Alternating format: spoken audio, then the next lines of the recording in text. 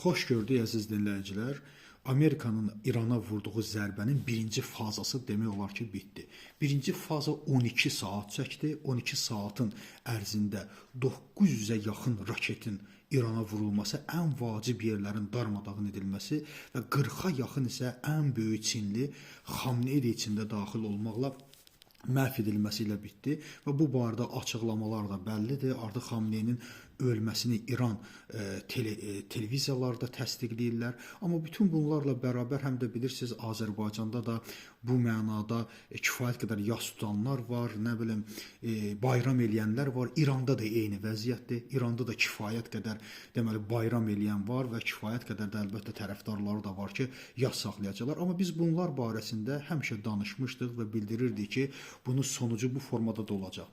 Və İran tərəfindən verilən məlumatlar isə hamısı manipulyasiyadır, asimetrik düşüncə, asimetrik müharibə idi ki, bunlar da mənasızdır. Çünki bu müharibələrdə mənasız populizmin heç bir dayağı yoxdur və bu formatda üstündən bir gün keçdikdən sonra hansı mənzərənin ortada olduğu biz şahid olduq. İkinci isə burada ən vacib məqam yenə də odur, mən düşünürəm ən vacib məqam budur ki, burada artıq həm Rusiyaya, həm də Çin üçün çox böyük bir mesaj oldu. Bugün bizə yenə də bəlli oldu ki, nə Rusiyanın, nə də Çinin İrana verdiyi silahlar, İranın təhlükəsizliyini qorumasının nə qədər puç olduğu ortaya çıxdı və bu ilkin olaraq ən böyük zərbəni elə Çinə vuracaq.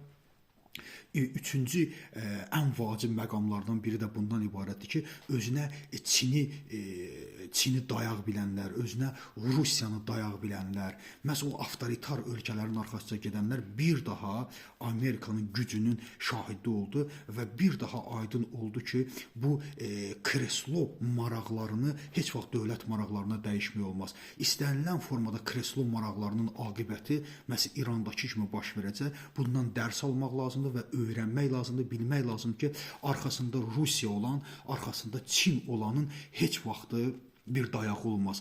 Xalq bir hakimiyyətin və bir sistemin arxasında xalq olmalıdır. Xalq olmalıdır ki, ona təcavüz etmə imkanları olmasın. Xalq olmalıdır ki, xalq öz dövlətini müdafiə edə bilsin. Və bu, mən düşünürəm ki, bütün avtoritar rejimlər üçün də çox yaxşı mesajlardan biri idi.